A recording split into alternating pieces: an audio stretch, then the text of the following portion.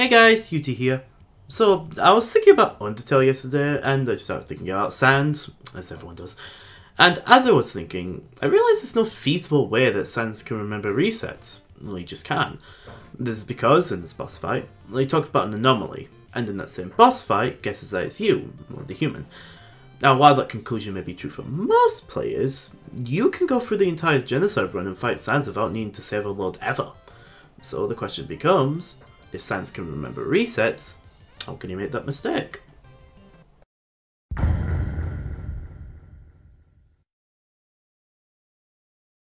The simple answer is, he doesn't. He cannot accurately remember what happens when you save or load. He simply found and made those reports of the timeline going weird, and those effects on the timeline were probably Flowey with all his meddling with trying to get every possible result.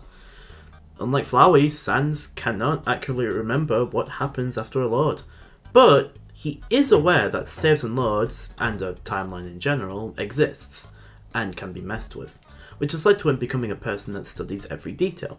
He tries to find those few moments where it looks like someone is getting bored of his speeches, or has even died before and has a different expression. What supports this is that Sans isn't the only one that can feel resets. Other characters will get short moments of feeling like they remember the human, Papyrus in particular having this great speech. Really though? That's human! Do I know that person? Do you not know who you know? Of course I know who I know! I wanted to know if you know! I know who I know as much as I know who I know! You know? Oh, speaking of... This sort of deja vu happens for a lot of characters, so it could be interpreted that when Sans in particular gets that feeling, he doesn't brush it off and knows it's actually real. When he thinks he's seen the human before, he actually has. And because of that, he looks out for those little details that may infer that the human knows what's going to happen. So, why does this matter, you may be asking? Well, I just sort of wanted to clear this possible misconception up. But, if you look at the video runtime, you could probably guess that I'm going somewhere with this, and I actually am. I personally believe that not only Sans and Flowey know of the timeline, but ASGORE does as well.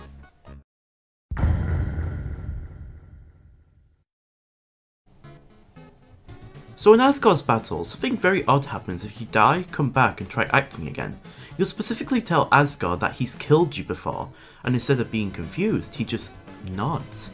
And it is really weird to see. At first, I always assumed he was just thinking about the previous children he killed, but that just always stuck as odd to me, since you tell ASGORE that he's killed you, and he just agrees. So my theory is that ASGORE knows of saving and loading. Maybe not to the extent that Sans does, and definitely not Flowey. But I think that one of those fallen children had told ASGORE about the timeline, or at least about how they can come back after death. Maybe as an intimidation tactic, or just a way to get him to stop fighting. It's unknown.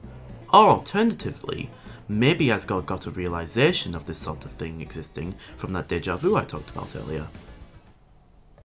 But anyway, that's about it. Hope you enjoyed listening to me ramble on about Sans Undertale. I'm not sure if I'll do another one of these, but I might if you guys like it. This is mostly just a thing to do between animations, since I'm still working on Soul Splitters. Anyway, thanks for watching.